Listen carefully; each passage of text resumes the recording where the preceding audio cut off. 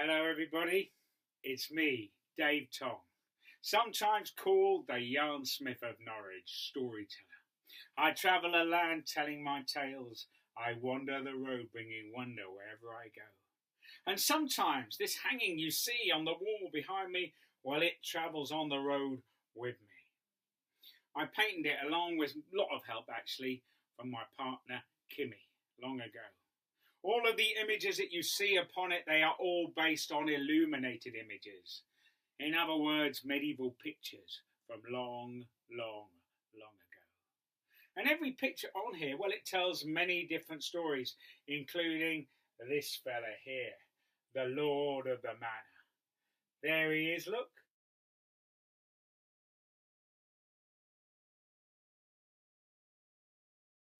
He's in his castle. He's surveying his estates. Now, in truth, he represents many different lords in many different tales. Sometimes he is good, sometimes he is bad. But on this occasion, on this day, he is Sir Clige. Some say that his name is pronounced Clige. After all, his story did come from France long ago. Others call him simply Sir Clegis, but I call him Clige. It seems to fit somehow. He sits there in his castle surveying his land that goes from light to dark. It takes us through the four seasons of the year, from spring through to winter. I know, my friends, that it was winter, and a cool and hard winter at that. It was the leanest of winters when snow lay upon snow lay upon snow. Long and unyielding was the darkest of seasons as Mother Winter, she wrapped herself around the land like an icy cloak, her long bitter fingers reaching inside one and all, tickling their ribs, chilling them to the bone. And you wouldn't want that, would you? But the fire is burning brightly in the hearth, and full from feasting you draw ever closer towards its beckoning flames, the sweet fragrant wood smoke filling your nostrils and putting you at your ease as the storyteller begins to tell his tale.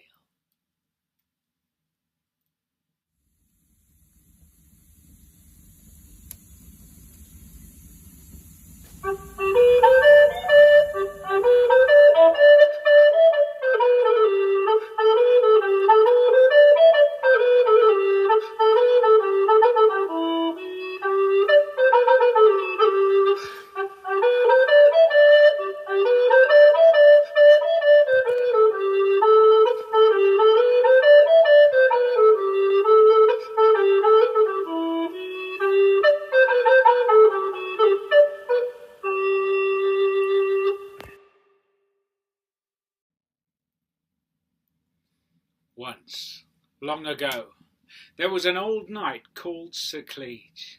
Know, my friends, that he was no great warrior. Brave feats upon the battlefield he did few. Never once did he slay a dragon, not even a blood-stained brutal boar. And yet still he won great fame as a wise and generous knight. Largesse is what they called it long ago, hospitality, and even magnificence too. Call it what you will, my friends, just know this. If you were cold long ago and you came to Sir Clige's halls, you would find many roaring fires in the many hearts of his great castle. If you were tired, there was always a soft feather mattress to lie upon. And so too he kept full larders and cellars for these hungry and thirsty vassals, the men and women who worked hard upon his lands. For Sir Clige, he loved looking after his people, so too putting on great feasts for all those who came to sample his charitable ways. For such was his reputation that people travelled from far and near just to see how hospitable he was. Sir Clige was a wise and generous knight, although some said perhaps he was a little too generous. For as my story starts in earnest, it finds him made poor by his own giving. He had nothing more to give to anyone, not even to his family. But Sir Clige, he would not be downcast, for he was a noble knight. And besides, as my story starts, It is the end of autumn, a season of great beauty, when there are many of nature's bounties still to be had. From apple on the bough to berry on the bush, there was still food to be enjoyed for those who were willing to pick it. But if autumn it has one fault, it is simply that it always turns into winter, a time of great dearth when little or nothing grows through the cold frozen earth. And this was a particularly wicked winter, and it found Sir Cleed at last. He was downcast as he wandered around his snow-covered garden. For now it was Christmas Eve, a time when great knights such as he were supposed to feast their people. What would his vassals think of him now that his hearths had grown stone cold, now that his tables were bare? And so it was the old man was inclined to grumble at his ill-deserved fate. But Sir Cleed's wife came into the garden, and she was as wise and as generous as her husband. She chided him, saying, "Husband, do not be downcast, for although you can no longer provide fine foods and other comforts, you can still gift us your love. For unlike the meat for our bellies, the wood for our fires, it should never run short." She offered her husband a cup of cherry juice, all they had left now that others had drank their cellars dry, and she reminded him to give thanks for all that they still had, not all that they had lost. Sir Cleed, he thanked the old woman for her kindness and her wise words, telling her to go inside and get warm with the family. He would be in soon enough, when he'd walked his winter woes and worries away. And so it was Sir Cleed, he walked into his frostbitten cherry orchard. And as he stood amongst those chilled and icy, those snow-covered trees, he pondered upon his problems, upon his wife's wise words. And he remembered at last an ancient tradition, whereby the people would give something back to the earth by way of a thank you for all that it had given them this year, and in the hope it would offer them even more in the following year to come.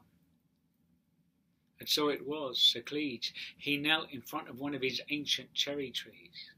He cast the juice upon its roots, and he spoke these words: "Cherry tree, what you have gifted unto me, I give back unto thee." And the old knight bowed his head in silent prayer.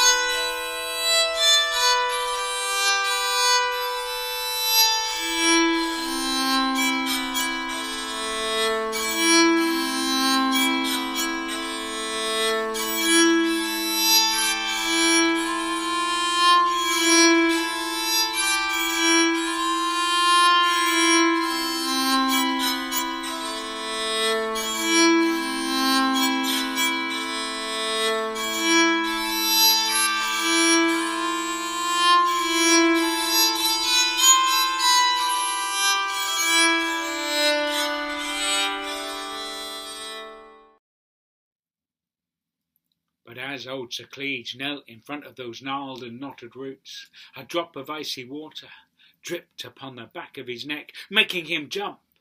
And looking around, Sir Cleed saw all was not as it had been before, for while snow still covered much of his garden, it no longer touched the boughs of his cherry trees, and before his very eyes first came green buds, then blossom, and then cherries as big as my fist. I kid you not, they were that big there.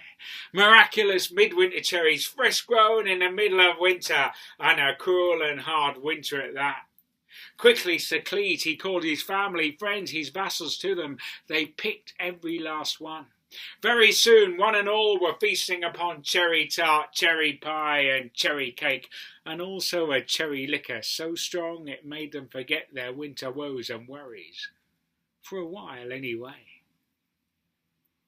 But no, my friends, there is so much enjoyment to be had from cherries before you've had enough. And so it was, Sir Cleese, he decided he would go on a journey, that he would take some of those miraculous midwinter cherries to his friend and master of old, King Uther Pendragon, father to the legendary King Arthur. Now, why the old man decided to go on such a harsh journey in winter I cannot say. Perhaps he simply hoped for a reward. Perhaps it was because it was Christmas, a time when we should all reacquaint ourselves with friends of old. Whatever his reason, Sir Cleese, he dressed in worn garb and tired apparel for the journey. With that heavy basket of cherries upon his back, with a sturdy staff in hand, Sir Cleese, he set off upon his quest.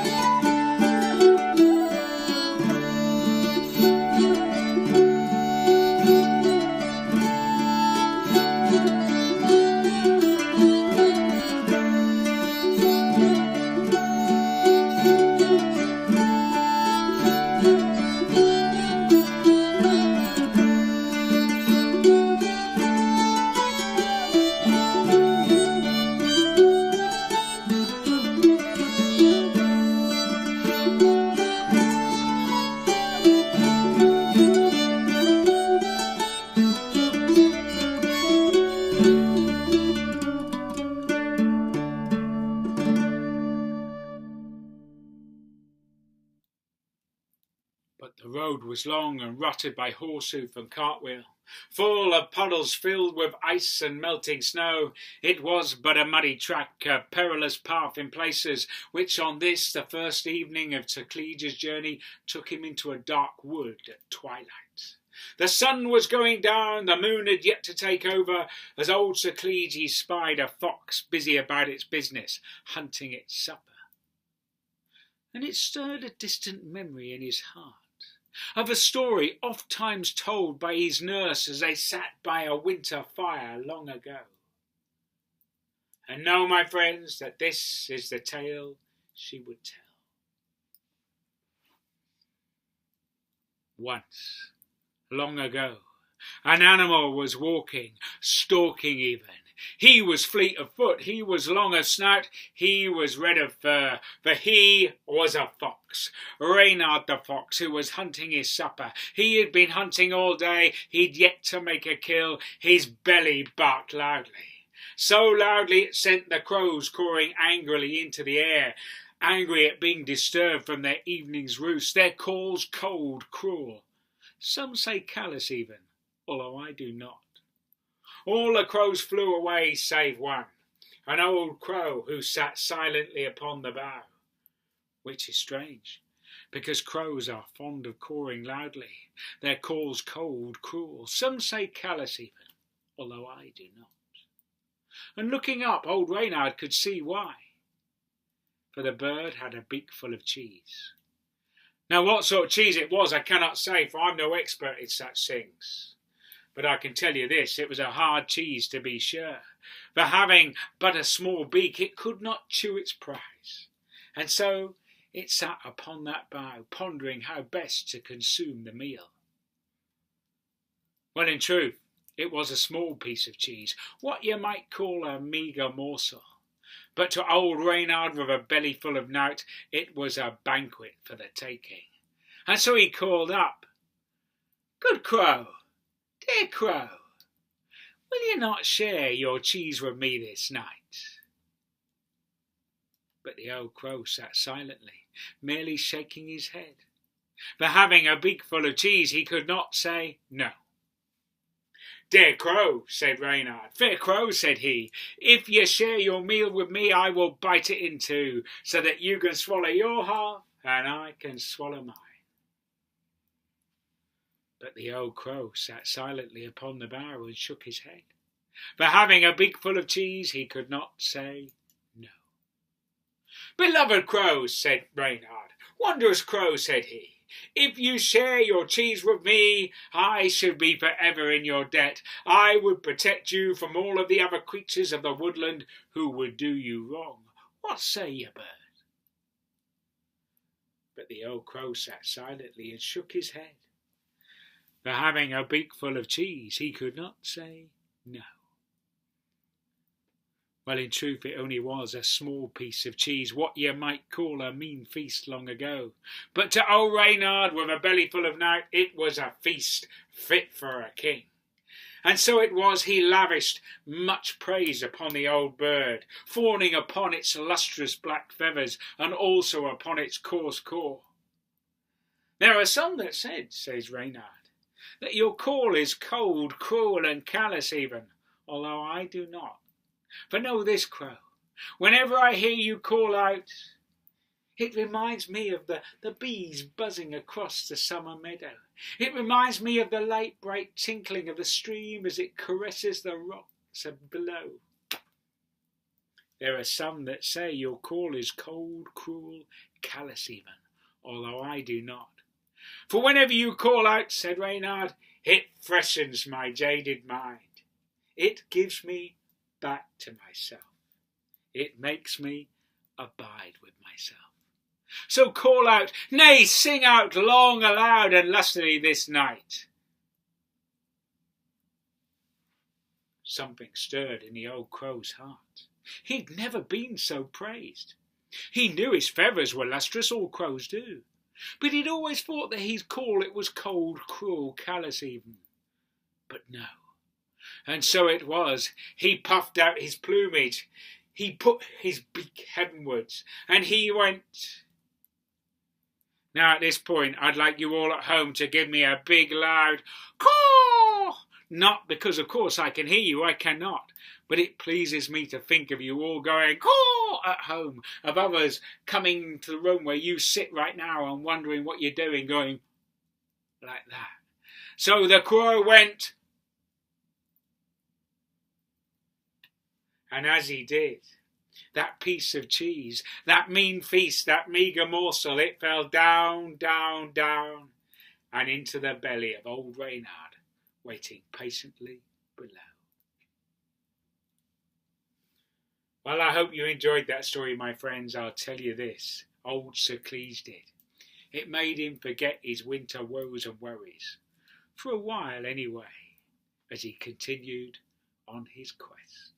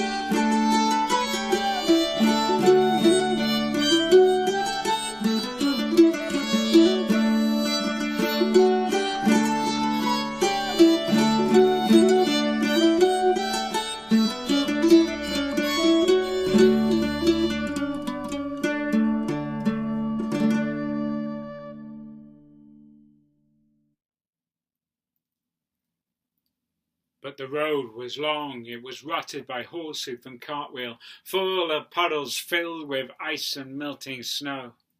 And old Sir Cleege, he wished he had even more of those fine stories to ease his burden, just as his miraculous midwinter cherries might ease the hunger of all those folk he met upon the road. For know, my friends, that Sir Cleege, he met many in need during that midwinter long, long ago. And very soon the old man had an idea. I know, he thought. Perhaps I can strike a bargain with some of these folk. Perhaps I can swap some of my miraculous midwinter cherries for a story or two, so that all of our journeys may be made a little easier with full bellies and warm hearts. And no sooner had he had this thought than old Sir Cleege he met an old beggar coming the other way, an old man whose frame was thin, whose clothes were threadbare, an old man who clearly had far less of the road in front of him than he did behind. Yet still he wore a smile upon his face that lit it up like the high summer sun, and it warmed the old knight's heart. So much so he offered the old man some cherries in exchange for a story. The old beggar, he nodded his approval, saying yes, he would gladly swap a tail for some cherries, for all he'd had to eat that day was a dry, stale crust of bread, so hard you could use it for knocking wooden posts into the cold, frozen earth. And know, my friends, that after he chomped upon a cherry or two, this is the story that the old beggar told. Once, long ago, there was a cook who was busy about his business in his kitchen, making a fine meaty soup to sell to passers-by. Picture, if you will, the beefy broth. It's bubbling and boiling nicely in a great iron pot that is set above a roaring fire. The steam from the stew finding the windows, finding the doors, reaching the noses of all without, inviting many within, where they would happily swap some of their coin for a bowl of the sweet-smelling soup, and even a nice bit of bread to mop up every last drop. Well, this day a poor peasant was passing by, a man who made his living by working upon the land. But it was winter, and a cruel and hard winter at that. There was little or no work to be had, and so he had just a few poor pennies to pay for both his food and lodgings that night. All he had to eat that day was one dry, stale crust of bread, so hard you could use it for knocking wooden columns, wooden posts into the cold, frozen earth. But as he passed by the cook's shop, he smelt the stew. He saw the steam from the stew escaping. He had an idea. I know, he thought. I shall go inside. I shall hold my bread in the steam above the stew, making it soft, making it easier to chew. And so that's what he did. But know this, my friends. The cook was a wealthy man, made rich from selling all of that beefy broth to passers-by, be it pilgrims, merchants, soldiers or sailors. But it is the nature of some wealthy men, not all but some, that they will never be quite wealthy enough. And so it was with the cook. For walking back into his kitchen, seeing the poor peasant holding his stale crust in the steam above the stew, he called out, "Rogue, knave and varlet!" He called him a good-for-nothing, steam-stealing thief. He grabbed hold of the poor man roughly by his ragged gown, demanding that he pay for the steam he had stolen. Which, of course, the poor man could not. "And besides," said that beggar, "I've only taken the steam and not your precious stew." But would the cook listen? Of course he would not. Instead, he dragged the poor man to prison, there to await judgment in court. The following day, both poor beggar and rich cook were brought before the wisest judges in the land to decide the case. Now I say the wisest judges in the land. They weren't that wise, because they could not decide the case. Half of them, let's say that half over there, they sided with the cook. They said that the steam was part of the stew, that it was its very essence, advertising its quality to passers-by. Therefore, said they, the poor man had stolen it. He should pay for the steam he had taken. But the other learned lords of the law, well, they sided with the poor man. They said that the steam was just waste, and that the cook, he was forced to throw open his windows and doors to be rid of it, and no sooner did it hit the cold air than it disappeared. How then could the poor man steal that which was no one's to keep? None could decide the case. I find myself wondering what you would decide, and I'm sure many of you would side with the poor man that you cannot steal steam. Alas, those learned lords of the law weren't that learned after all. They could not decide that case, and so it was the poor man was stuck in prison for many days, perhaps many weeks. It was long ago, so I cannot tell. until one day a wise philosopher, a clever thinker from another land, came close by. They decided that they would decide the case. Man or woman, I cannot say, but they were very clever indeed. They listened to the arguments of both cook and poor man. And this wise philosopher, well, they decided with both. They found favour in both arguments, and yet still they settled the case. Now some of you are thinking, hold on, Yarn Smith, how could this wise and clever thinker settle the case if they found favour in both arguments? Well, know this. That wise person, whoever they may have been, they ordered that the poor man must pay his few poor pennies for the steam that he had taken, but told the cook he could only make the noise those coins, or only take even, that would be better than make, wouldn't it? Only take the noise the coins make as they fell upon the table. For just as the poor man had only taken the steam and not the stew, so the rich man, the rich cook, he could only take the pleasing chink the coins made and not the coins themselves. Another fine tale, I think you'll agree, and I'll tell you this, it brought Sir Cleege great cheer. Alas, that joy, that happiness, it would not stay with him as he continued on his quest.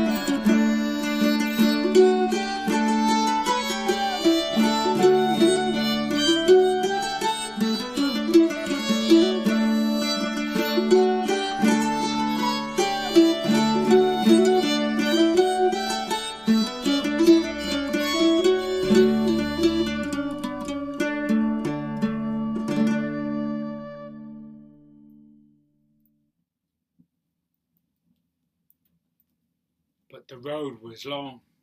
It was rutted by horsehoof and cartwheel, full of puddles filled with ice and melting snow. It was but a muddy track, a perilous path in places, which on this late afternoon took old Sir Cleege up onto a wind-swept moorland, to a house where both door and windows were shuttered tight against the worsening weather. He beat hard upon the door, calling out of his miraculous midwinter cherries, which he would gladly share, if they would but let him in. But none within heeded his words. "You will find no comfort there," came a voice on the wind. And turning round, old Sir Cleege, he saw an old woman who was wrapped up tight against that wicked wind. "You will find no comfort there," said she. "But you can come and see out the storm in my house, and if you share some of those cherries with me this night, I will tell you why that door remains bolted, whatever the season. If you share your miraculous midwinter cherries with me this day," said she, "then I will tell you why the owner of that house has a heart of ice that not even hopeful spring could ever hope to thaw." And old Sir Cleege had no choice but to follow the woman to her humble abode. He appeared not to notice a few mean sticks of furniture, the lack of comfort within. She sat him upon the only stool she had by the fire. She squatted close by as she told him her tale. And know, my friends, that this is the tale she told. Once there was a knight who loved to spend his coin. He brought only the finest foods for his feasting table. He lavished great riches upon his wife, buying her many fine gifts of jewels. He bought fine armour which he wore at the tilt and joust. He spent gold upon horses, hawks and hounds, which he used during the hunting for pleasure. Know that even his arrows were fletched with peacock feathers, when goose would have done just as well. The knight was a spendthrift, His family warned him against wasting his coin, but he did not listen, and eventually he was made poor by his own lavish spending. So poor that he and his wife, they were forced to leave their comfortable life in the great city, leave their great mansion of stone, to take up residence in a pauper's cottage where none could see their shame. A cottage of wood and wattle, clay and earth, so small they were forced to sell most of their possessions, all of those fine things that had not already been sold, to pay off their many, many debts. For he was forced to sell his armour, his wife's jewels, most of his horses, hawks and hounds, save only for a fair young falcon and a fine young greyhound. For now they were made poor, well, he would have need to hunt for their food. Where only once he had hunted for pleasure, now he must hunt for meat. And so it was, that was the way the two continued. The lady, or the once fine lady, keeping house and home. The once lay about lord, riding out each day on the hunt, putting his fair falcon against pigeon, duck and goose, his greyhound against hare, deer and boar, whatever he could take. And know, my friends, that very soon that the fair falcon, the fine young greyhound, they became his most prized possessions, for it was they and they alone that kept starvation from the door. But the greyhound, in time it became more than a possession that could be bought and sold at will. It became his most constant companion. For the greyhound kept him company on those long days out on the hunt. It always came to its master's call. It was well trained, clever and quick. It always brought down every hare, deer and boar that it was set against. And in the evening the greyhound would sleep at his master's feet by the fire, but always with an eye and ear open to danger, growling low whenever strangers passed close by. And when darkness fell and the hour was late, the greyhound would sleep at the end of his master's bed, keeping both the knight and his lady safe till dawn. The once great knight, he'd learned to love that greyhound, for he trusted it with the care of his whole family. Now I say family because in time his wife gave birth to a baby boy who brought them much pleasure and even greater joy. For that infant, well, he was far more valuable to any jewel they had left behind in the city. Time passed. The boy, he grew healthy and strong. And now the knight, well, he learned to love his son. He learned to love his simple way of life. For there was nothing now he enjoyed more than sitting with the gurgling boy upon his knee, his wife by his side, his faithful greyhound laying by his feet, as all of them watched the sun go down over forest, field and gently flowing stream. And when darkness fell, the hour was late and it was chill, there was nothing he enjoyed more than playing with the infant by the fire, as his wife sat upon a stool playing a simple tune upon a bone flute. As the baby gurgled, he laughed long, loud and lustily. As the dog, he howled in time with the tune, rolling over and over on his back. Things were good. Until one day, news reached them that the lady's sister had fallen ill in the city. She must go to her sister to make sure all was well. She would have to leave her husband, the once great knight, her child, home alone. But there was little food in the house. The knight had need to go hunting. Well, of course he couldn't leave the baby alone. He couldn't take it with him. He decided that the following day he would ride out with the fair falcon, leaving his prized greyhound, his beloved dog, to care for the child. For he knew in his heart that that greyhound would, well, he would do anything to care for the baby. But in a deep dark lair, set within a high stone tower nearby, a wicked worm, a great serpent, was roused from its slumber, woken by the creaking cart that carried the lady to town. No sooner had she left, no sooner had the knight ridden out on the hunt, than the great snake came a-wriggling and arriving out of his lair. Attracted by the cries of the child, he slid into the house, into the bedchamber, getting closer and closer to the low cradle where the baby lay. But the dog awoke by the fire, its hackles high. Sensing something was wrong, it left its place in the kitchen, running into the bedchamber. It saw the snake, it leapt upon it, taking it by the neck, shaking it this way and that, although the snake fought back, wrapping itself tight around the greyhound, its fangs sinking deep. Long and bitter was the battle between the two mortal enemies, and so vicious that now the cradle was knocked over, the baby fell and was trapped beneath. Well, eventually the greyhound got the better of his enemies, tearing it to shreds, casting what little was left into the far corner of the bedchamber, where it lay in the dark out of sight. It was not long later that the knight returned from the hunt. He went into the kitchen, where he found his greyhound. He was still wild-eyed and weary from the battle. His muzzle, his coat was covered in blood. And so it was the knight ran into the bedchamber. He saw the upturned cot, but no sign of his son. Well, what must he think? What could he think? What did he think? His greyhound had killed his beloved son. The dog came close, wagging his tail. He stood upon his hind legs, placing his front paws on his master's chest, hoping for praise for his heroic deed.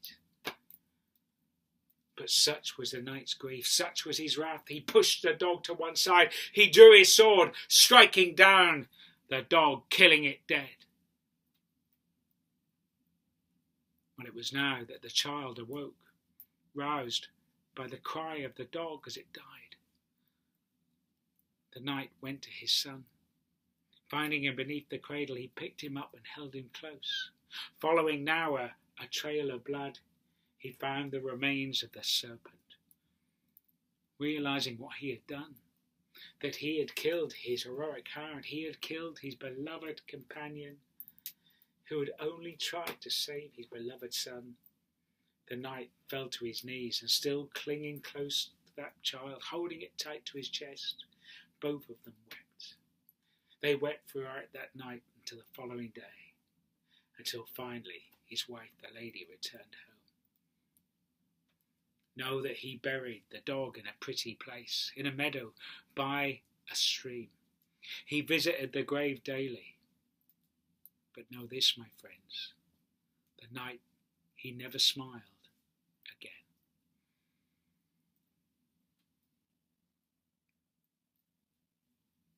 A sad tale indeed. And at last old Sir Cleege understood why he would find no comfort in that house where both windows and doors were bolted against not just the wicked weather, but the world without. And know, my friends, that Sir Cleege, he wouldn't find any comfort in the old woman's humble abode either. He thanked her for her story.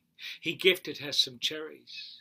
And then, with a heart as heavy as that great wicker pack he carried upon his back, Sir Cleege, he continued on his quest.